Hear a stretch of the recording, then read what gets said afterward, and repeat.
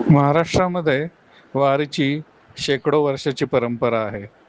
महाराष्ट्राच्या कानाकोपऱ्यातनं वेगवेगळे वारकरी, संत हे पंढरपूरची वारी करतात आणि आषाढी एकादशीच्या दिवशी पंढरपूरला विठुरायाचं दर्शन घेतात.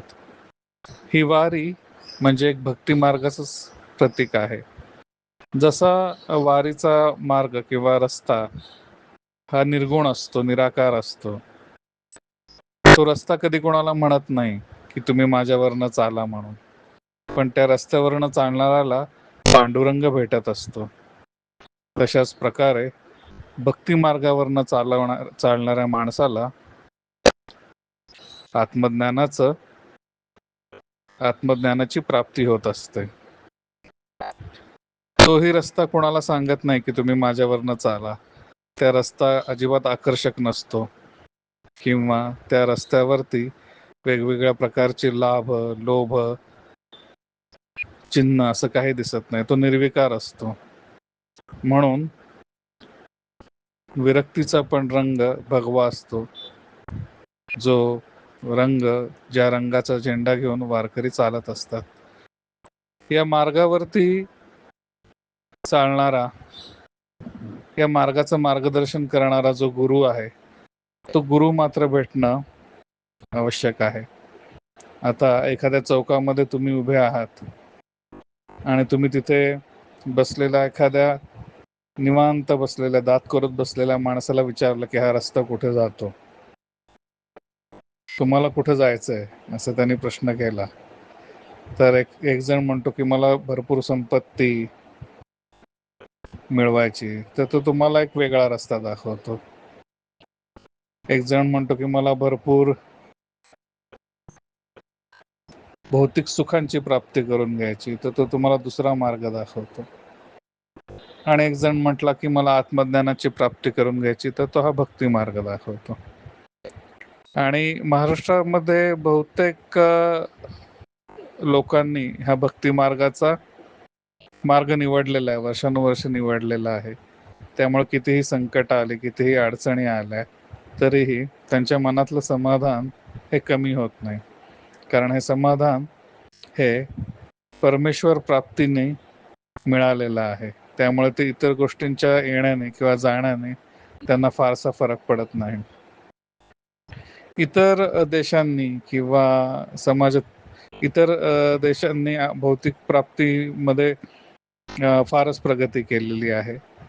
त्यांच्याकडचं इन्फ्रास्ट्रक्चर, त्यांच्याकडच्या फॅसिलिटीज, वेगवेगळ्या सोयीसुविधा त्या मानाने आपल्या देशामध्ये नाही आहेत.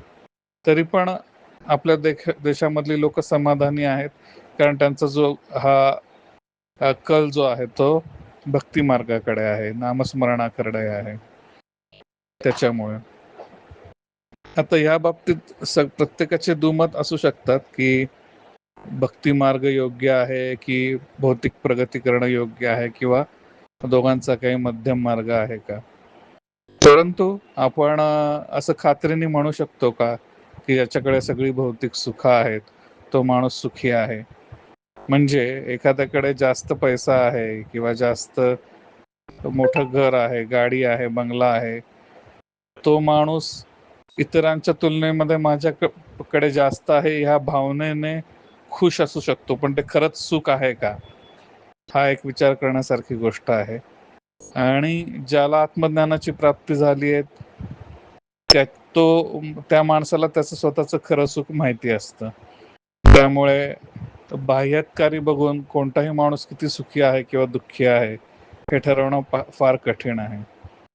कारण भौतिक मोजमाप करायला गेलं तर परमेश्वरांनी पूर्ण सगळी सुख कोणीही एकट्याला दिलेली नाहीयेत. म्हणून रामदास स्वामींनी असं म्हटलेलं आहे की जगी सर्व सुखी असा कोण आहे, विचारी मना तुची शोधून पाहे. तर असा हा वारीचा मार्ग एक भक्ती मार्गाचंच प्रतिबिंब दाखवतो. आणि वारीला जाण्याचं जे सुख असतं ते लाखो वारकरी, लाखो भाविक वर्षानुवर्षे घेत आलेले आहेत, आणि त्याची तुलना इतर कोणत्याही गोष्टीची होऊ शकत नाही.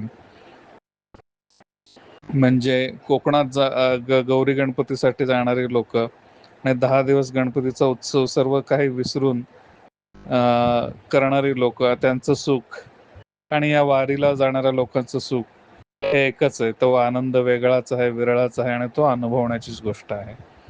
आता त्या निमित्ताने आपण मला 2 गोष्टी इथे आठवणी सांगाव्याशा वाटतात गजानन महाराजांच्या.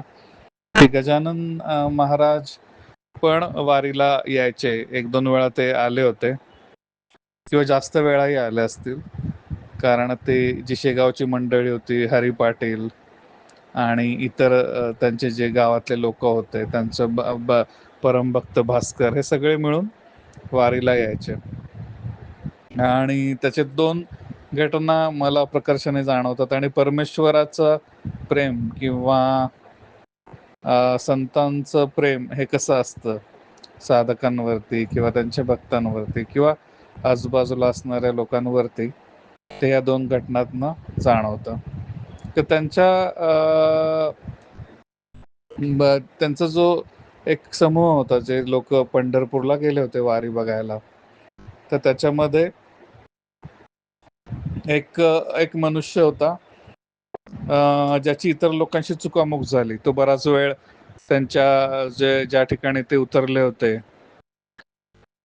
त्या धर्मशाळेमध्ये काहीतरी तो आवरावर करत थोडा वेळ जास्त थांबला आणि तोपर्यंत बरोबरची लोक निघून गेले. बरोबरची लोक निघून गेल्यामुळे तो गर्दी एवढ्या मोठ्या महासागरामध्ये त्याला वाट मिळाली नाही, कुठे थांबावं हे कळालं नाही आणि त्याला पंढरीरायाचं काही दर्शन झालं नाही.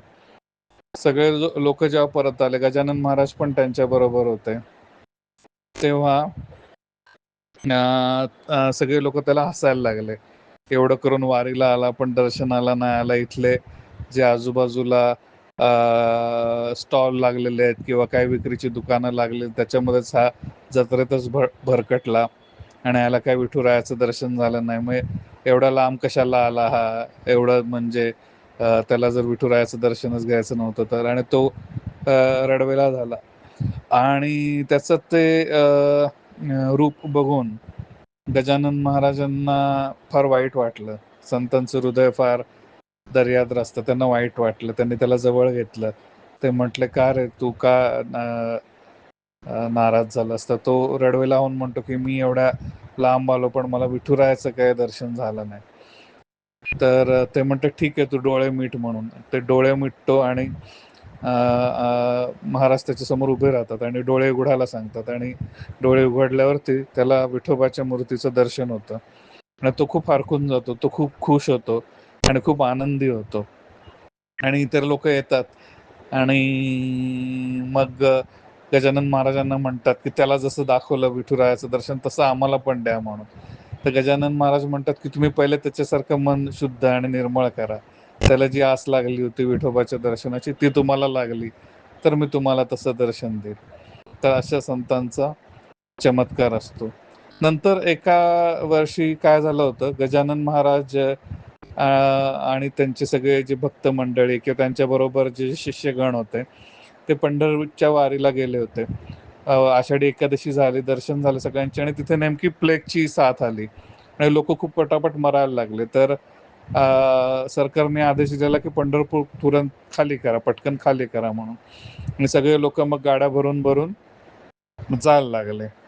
जायला लागल्यानंतर मग काय झालं की एक जण होता, वारकरी थांबला होता आणि त्याच्या काखेत गाठ आली होती, ताप भरला होता, अंगामध्ये कंप सुटला होता. तर तो मरणासन्न अवस्थेत पडला होता. तर गजानन महाराजांचं लक्ष त्याच्याकडे गेलं आणि ते त्याच्याकडे गेले. तर त्याला वराडी भाषेमध्ये म्हणाले की चल अरे आपल्या गावाला आता वराडला जाऊया. तर तो वारकरी पण त्याच्या बाजूबाजूचे लोक महाराजांना म्हणायला लागले, महाराज जाऊ दे, चला आता पटकन. ते सगळे लोक बघा बाहेर काढतात, सगळ्या गाड्या निघाल्या, आपल्याला पण काहीतरी व्हायचं, आपण या माणसाबरोबर थांबलो तर. तर गजानन महाराज ओरडतात त्यांच्यावरती, तुम्ही एवढ्या लांब आला आणि तुमचा बांधव, तुमचा देश बांधव इथं त्याला काहीतरी आजार येऊन तो पडला आणि तुम्ही सगळे त्याला सोडून चाललेत. तुम्हाला काय वाटतं की नाही? आणि मग ते विचारतात, बाप्पा चल आपण वराडला परत जाऊया. तो म्हणतो, आता कसला वराड बाप्पा, आता इथंच जे काय व्हायचंय ते होईल, असं तो म्हणतो. तर संतांना कळवळा असतो, गजानन महाराजांना कळवळा आला. त्यांनी त्याच्या डोक्यावरती हात ठेवला आणि त्याचं जे शरीराचा कंप होता तो थांबला, त्याचं घरघर कमी झाली आणि त्याच्या जीवात जीव आला. त्यातला मग थोडं खाऊ पिऊ घालून मग ते सगळी मंडळी त्यांना पण बरोबर घेऊन गेली. तर संत मंडळी जी असतात त्यांचं असं प्रेम असतं किंवा त्यांच्या इतरांच्या प्रती ज्या भावना असतात त्या शुद्ध निर्मळ असतात आणि ते नेहमी आपल्या भक्तांची, शिष्यांची आणि जनतेची काळजी घेत असतात. आणि आषाढी एकादशीच्या निमित्ताने या 2 आठवणी आठवल्या. ह्या गजानन विजय या ग्रंथामध्ये नमूद केलेल्या आहेत. ज्यांचं पारायण झालं असेल त्यांना आठवतील या दोन्ही गोष्टी. आषाढी एकादशीच्या सर्वांना खूप खूप शुभेच्छा.